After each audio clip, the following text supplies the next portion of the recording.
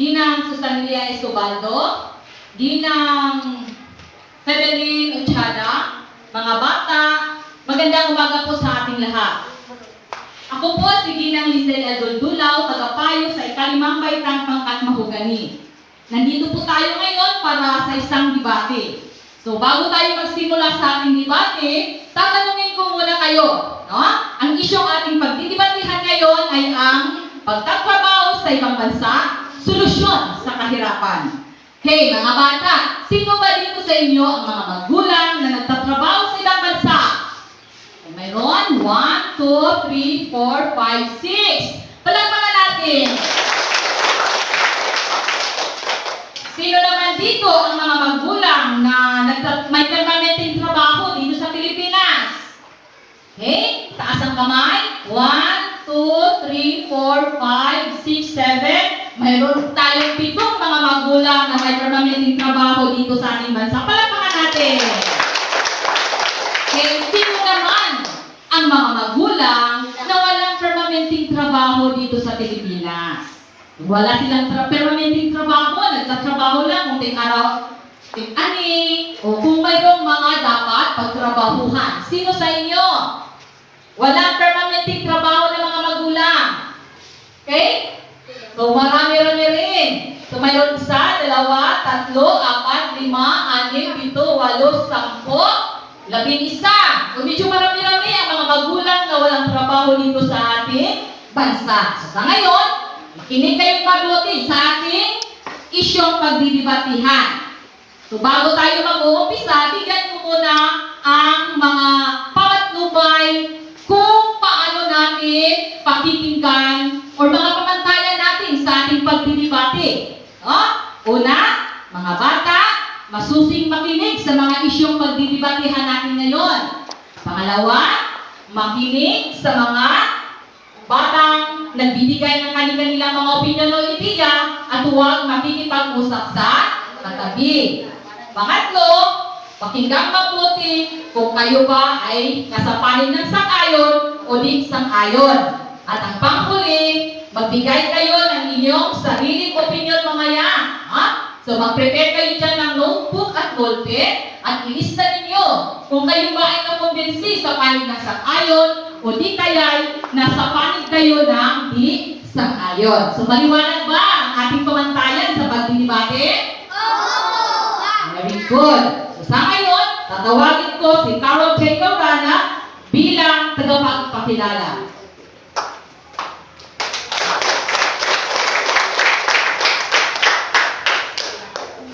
Magandang umaga po sa ating lahat, lalong-lalo na sa ating mga hurado. Ginang Jocelyn J. Pagmanuha, ang ating punong guro, at ang kanyang mga kasama. Ginang Susanilia Escobaldo at Ginang Febeline Uchada.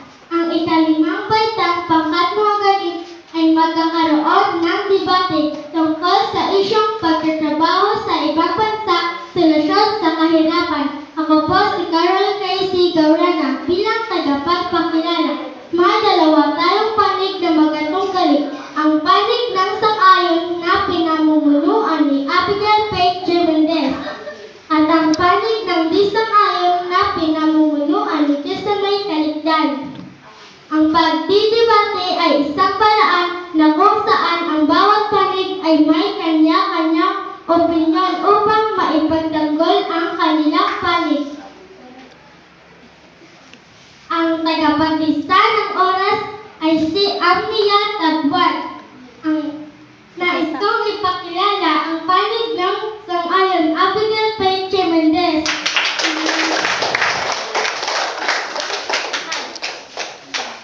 Erika Abdullah, Marina Abdul, Julian Rubida, Benjo Paulo, Rana Bongla. Ito naman ang sa panig ng di sang-ayon.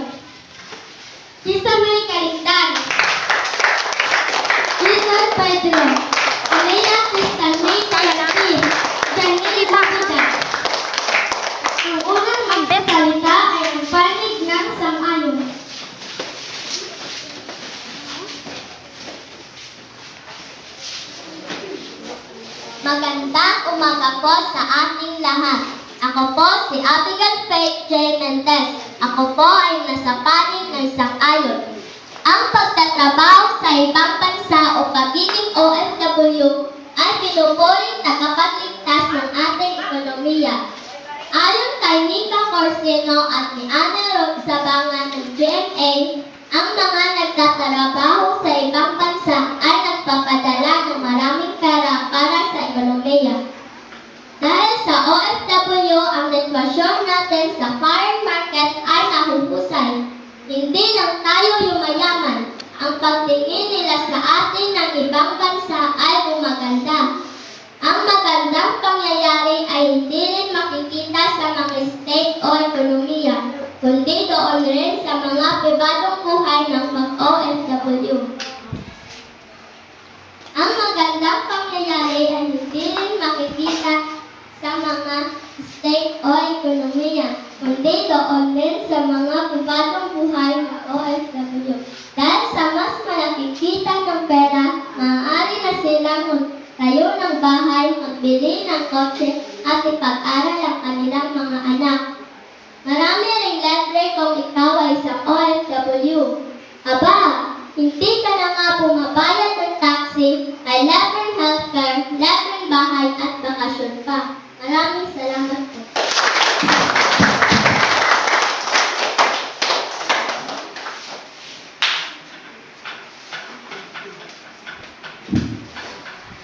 Magandang umaga po sa ating lahat. Ako po si Erica M. Abdullah. Ako po ay nasa panig ng sang-ayon. Ang pagtatrabaho sa ibang bansa ay malaking tulong sa ating bansa dahil ang mga OFW ay bayani ng ating bansa na nakakatulong sa pagpaparami ng dolar na ipinapasok sa ating bansa. Ang mga dolar na ito ang ginagamit ng gobyerno upang panggastos sa pag-angkat ng produkto sa ibang bansa. Maraming salamat po.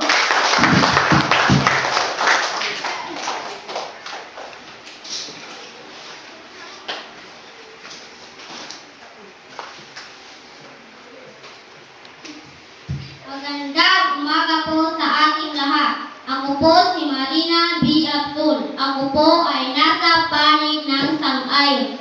Ikaw ba ay may pangarap? Isang pangarap na makangat sa kahirapan? Ang simpleng hangarin makapag-aral ang iyong mga anak at kapatid? Ang marangal na pagnanais makapagbigay ng mas magandang buhay at kinabukasan para sa kanila? Ang solusyon para sa nakararami nating kababayan ay mangibang bansa upang makakuha ng mas malaking sweldo.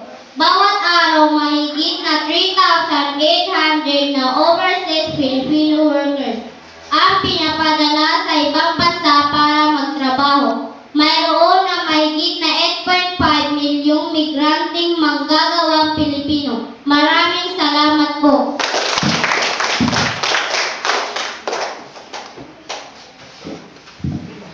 Magandang umaga po sa inyong lahat. Ako po si Joy Anovina, sa panig ng sang-ayon. Mami, iwasan mo dyan. Ang nasa ay makakayang tumayo sa sariling paa. Kontra sa hindi makatayo ay kasilangan kung walang pamilya. Kung mapapansin mo sa ibang bansa, ang mga labing ang gula ng mga bata ay umiiwalay na talaga sa pamilya at naghahanap ng trabaho. Sa atin dito sa Pilipinas ay hindi. Sa perspektibo naman ng oras, ang taga-ibang bansa ay tinitingnan ang panahon bilang isang direksyon ninyo. Ang kasaysayan ay hindi ulit. Kahit gold, ika nga. Kaya ang magiging resulta, magiging progresibo at liberal ang mga tao. Sayang naman kasi ang oras kung walang gagawin. Kung paano naman dito sa Pilipinas, ang tingin nila sa oras ay hindi lang. Kaya ang magiging resulta, sila ay nagiging konserbatibo. Maraming salamat.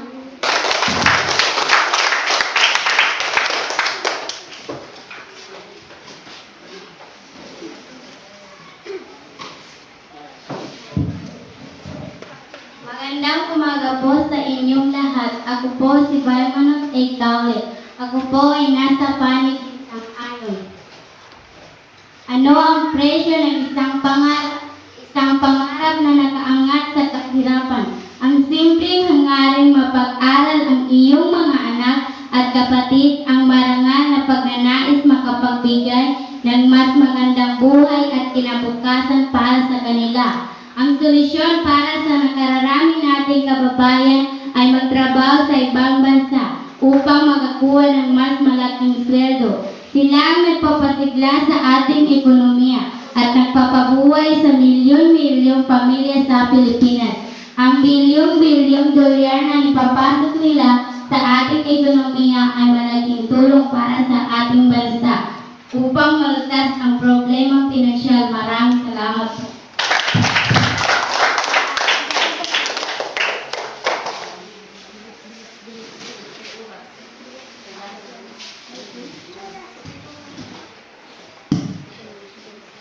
Magandang umaga po sa ating lahat. Ako po si Noraina S. Bukang. Ako po ay nasa panig ng sang-ayon. Sa panahon ngayon, practical na ang pag-iisip ng mga tao kung sa palagay nila na makakaangat ang buhay kung ikaw ay magtatrabaho sa ibang bansa, doon malulutas ang problema sa kahirapan. Maraming salamat po.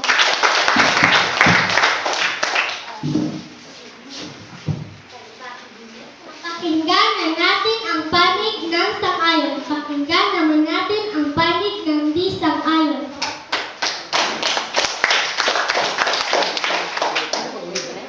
Hindi ko maano. Magandang umaga po sa ating lahat. Ako po si Gisa May Kalexan. Ako po ay nasa panig ng di sang-ayon. Kung tanungin natin ang isang OFW, ang masasabi nila ay mas maganda umabroad dahil sa benefit. Oo, marami nga silang tinatanggap na benefit.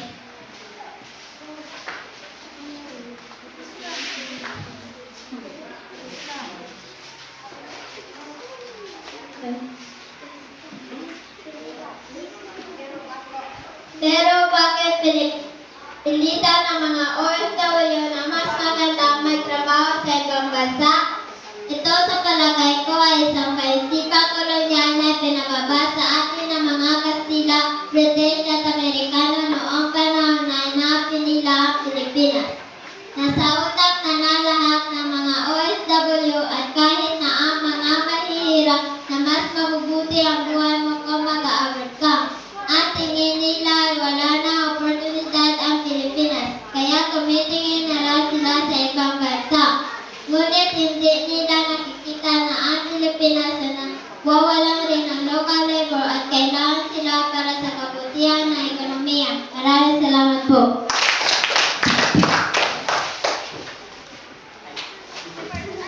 Magandang umaga po sa inyong lahat. Ako po si Datuan N. Alilaya. Ako po ay nasa panig ng di sang-ayon.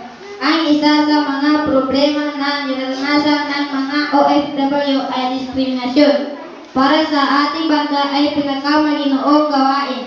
Maraming magagandang trabaho sa Pilipinas kung may pinag-aralan ka. Ang pag-aaral ay importante para sa isang mamamayang Pilipino. Kung hindi ka nag-aaral, malamang wala ka rin mahanap ka trabaho na maganda. Maraming salamat po.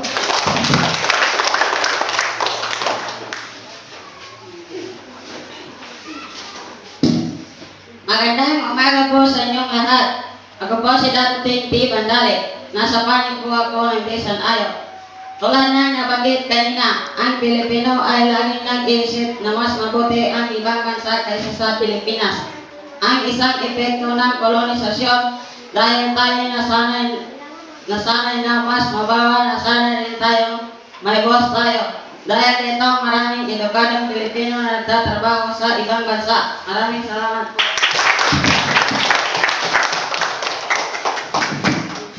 Magandang umaga po sa ating lahat. Ako po si Jesus Pedro. Ako po ay nasa panig ng sang-ayon. Hindi tayo unlad kung ang layunin natin ay makakain lang.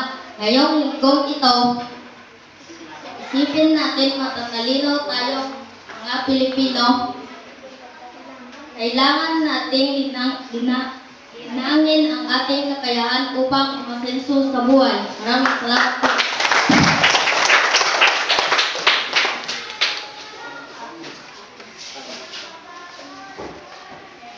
Magandang umaga po sa inyong lahat. Ako po si Alea Tayatis. Ako po ay nasa panig ng Disang Ayon. Dapat namumuhunan ng ating gobyerno sa edukasyon ng mga Pilipino.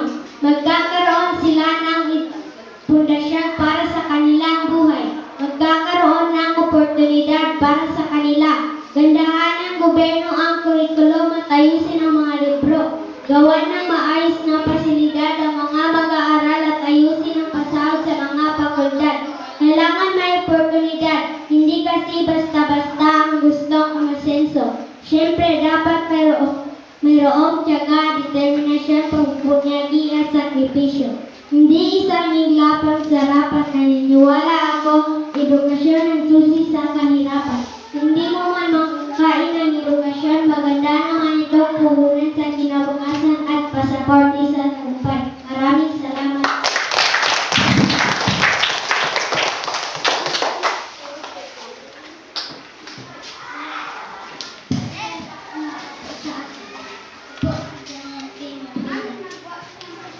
Ako po ay nasa panig ng Disang Ayon. Dapat nating alalahanin na ang Pilipinas ay ating pinanggalingan. Dapat din nating irespeto na ang kakayanin ng ekonomiya ng Pilipinas. Sumikat ka lang at maghanap ng trabaho. Hindi na kailangan ang mag-abroad upang sa ating kabutihan. Maraming salamat.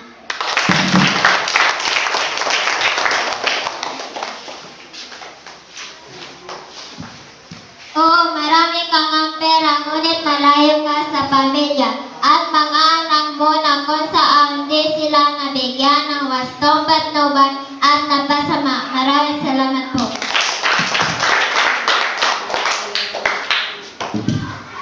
Sa panahon ngayon, isipin natin na ang paggabay sa mga anak ay maraming paraan. Kung may pera ka, pwede kang bumili ng cellphone o laptop na pwede mong gamitin para mayroon kayong komunikasyon sa isa't isa.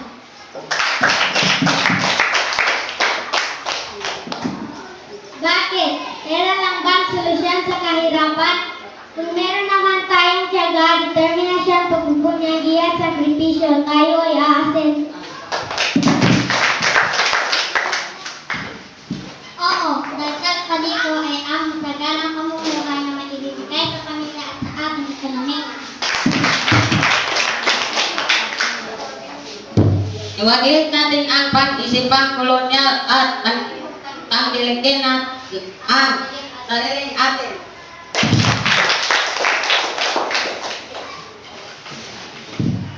Magiging practical tayo, magbabago ng panahon. Kailangan natin magtrabaho sa ibang bansa para solusyon sa kahirapan sa pamilya at sa ating bansa.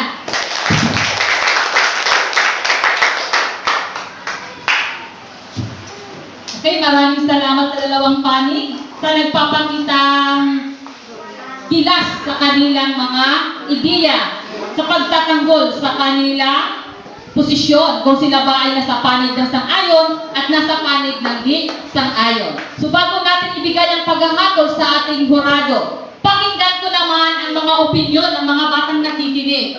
May naintindihan ba kayo sa ating issue ngayon? Okay, very good. Ngayon, tatanungin ko kayo kung kayo ba ay nakumbinsi sa panig ng sang-ayon o kayo ba ay nakumbinsi sa panig ng di sang-ayon. Kukunin ko ang inyong mga ideya o mga opinyon. Sino sa inyo ang mayroong ideya dyan? Okay, pakinggan natin si Joanne. Magandang umaga po sa ating lahat. Ako po pala si Juna May P. Gonzales. Ako po ay nasa panig ng di sang-ayon. Ang bansa natin ay malakas. Bakit? Mas malaki ang puso natin. Puso para sa bansa. Pusong nagiging hawak kung may lumalaban na may timplang gila sa bawat gawaing makabayan. Maraming salamat po. Okay, ayon kay Joanna, kailangan natin ang kilos na parang gilas. Pilipino, ang mga Pilipino ay may malaking ano daw, ayon kay Joanna. May malaki tayo puso. Kailangan lang natin ng tapak para umasinso sa buhay. Kilos Gilas. Gilas, Pilipinas. Ayon kay Joanna. Sino na naman ang magbigay ng ibang ideya? Oh, Andriana. Tingnan natin si Andriana. Magandang umaga po sa ating lahat. Ako po si Adriana K. Mag. Ako po ay nasa panig ng isang ayon. Ayon sa mga nagdidebate, bilang isang mamahayang Pilipino, malulutas ang kahirapan sa ating bansa kung tayo ay may tiyaga, determinasyon, pagpupulungi at sakripisyo upang umasenso sa buhay. Maraming salamat po. Ayon kay Andriana, pagtsatsaga, sakripisyo sa buhay ay paraan para aasenso tayong mga Pilipino. Sang-ayon ba kayo? Very good. Pakinggan naman natin ang ideya ni Ivy. Magandang umaga po sa ating lahat. Ako po si Argil Irong Kirin. Ako po ay nasa Paligan Sang-ayon. Mas magandang matrabaho sa ibang bansa dahil mas malaki ang sweldo maibigay mo sa iyong pamilya. Marami ka rin matututunan na karanasan na pwede mong gamitin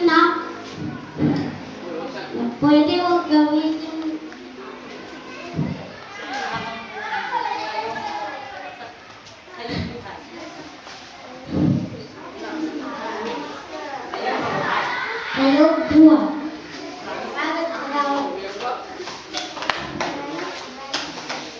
Okay, ayon kay Ivy, si Ivy ay sang-ayon. Pag mag-a-approve ka daw, marami kang pera at marami kang karanasan na makukuha doon at magagamit mo sa iyong pamumuhay. Sa ngayon, sino na naman ang mayroon pang ibang ideya o mga opinion na gustong i-share sa ating mga kamag-aral? Sino pa sa inyo? Mayroon pa ba? O, pakinggan natin si Halidin. Tingnan natin si Halidin kung may naiintindihan siya sa dalawang panig na nagkakatulugan rin. Magandang umaga po sa ating lahat. Ako po si Haridin Estawa. Ako po ay nasa panig ng Bisan ay kung ang isang Pilipino ay may pinag-aralan, makapaghanap din siya ng magandang trabaho dito sa atin. Naniniwala ako na ang edukasyon ang susi sa kahirapan ko. Maraming salamat po. Maraming salamat, Halidin. Ayon kay Halidin, siya ay nakapanig ng isang ayon dahil malulutas daw natin ang kahirapan sa ating bansa kung tayo ay mayroon. Anong sabi ni Halidin? Mayroon tayong pinag-aralan. So anong maganda? Mag-aral kayo o hindi? Mag-aral tayo para malutas natin ang problema, kahirapan dito sa ating bansa. So maraming salamat, Halidin. Sino pa? Pakinggan natin si Nessa.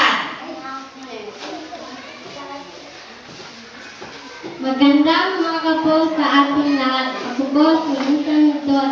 Ako po ay nasa panig ng sang-ayon. Kasi ang pagtatrabaho sa ibang bansa ay nakatutulong sa ating ekonomiya upang masolusyonan ang kahirapan sa bansa. Maraming salamat po.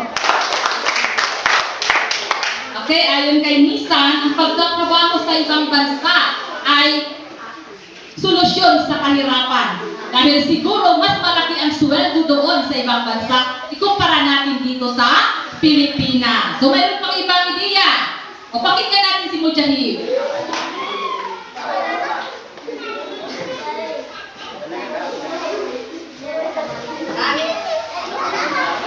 Magandang umaga sa inyong lahat. Po si Mujahid K. Pintukasan. Sa panig po ko ng sang-ayon.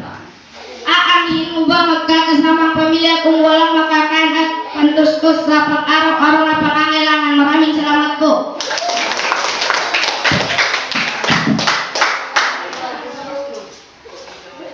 Okay, ayon kay Mujahid, aanin daw niya ang magkasamang pamilya kung wala naman makakain. So tama rin ba si Mujahid? Ayon niya kayo? Okay, ayon sa kanya, kailangan niya ang pera para pangtustos sa kanyang pang-araw-araw na pangangailangan. Sino pa? O mayroon pa. Nandiyan pa si Stephanie. Mayroong ideya na ibibigay sa atin si Stephanie. Pakinggan natin. Magandang umaga po sa ating lahat. Ako po, si araw. Ako po, nasa panig ng sang-ayon. Marami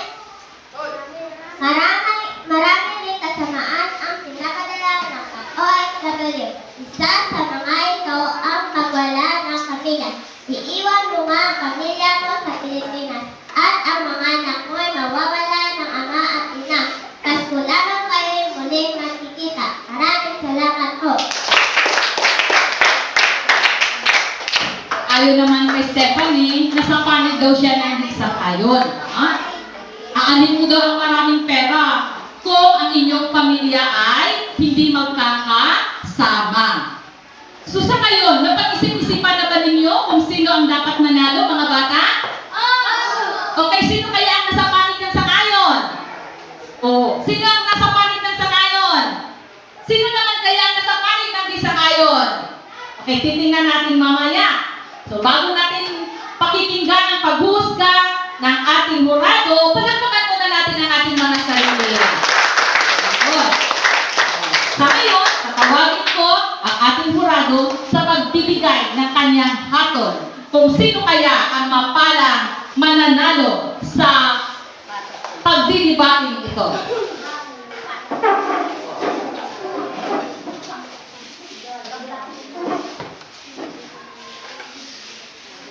Okay, palakpakan natin.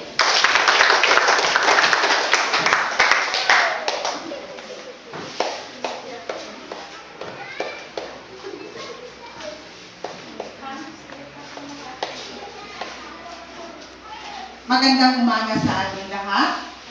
Congratulations mga bata sa inyong naipakitang talino sa pagdidebate. Nais ko rin ipaabot ang ating pagbati sa inyong gurong tagapayo na walang iba kundi si Dinang Lisel L. Dodonal. Maganda ang isyong pinagdibatihan ninyo ngayon.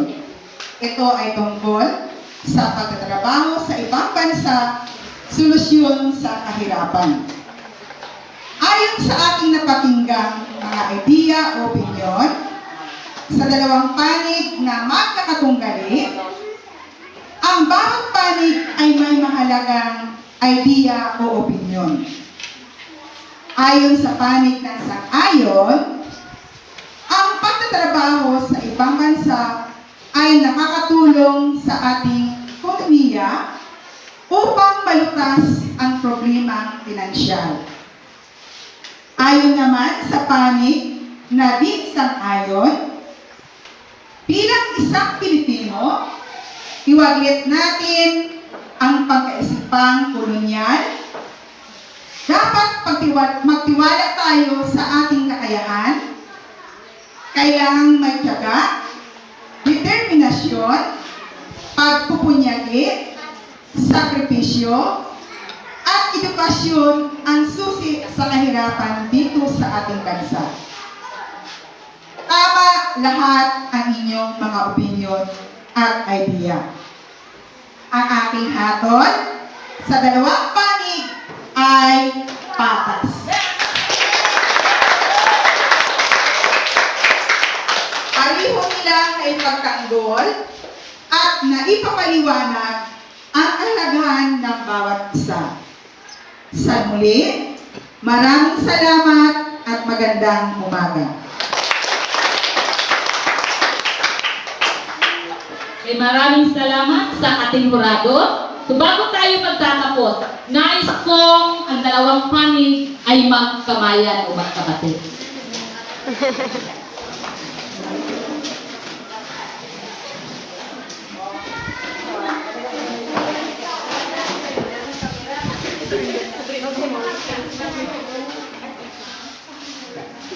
Sa muli, maraming salamat at mabuhay po tayong lahat.